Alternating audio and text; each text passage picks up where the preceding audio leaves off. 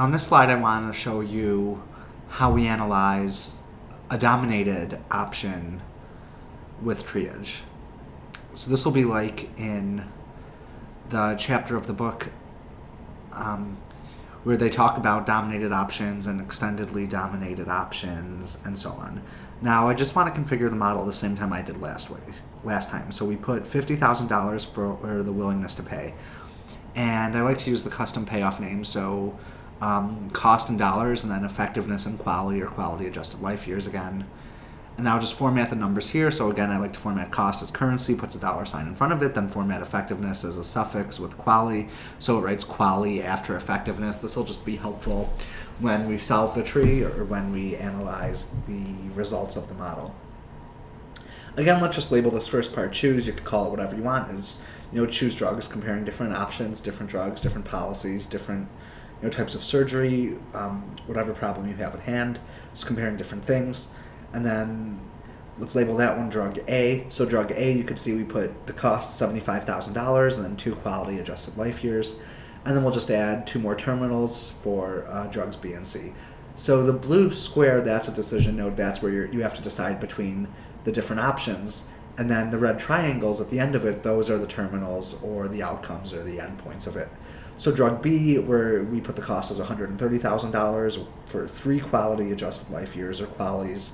And now let's just add a third one, so drug C. So drug C, we'll just put the cost and the quality adjusted life years here. $165,000 and 5 quality adjusted life years, label it drug C.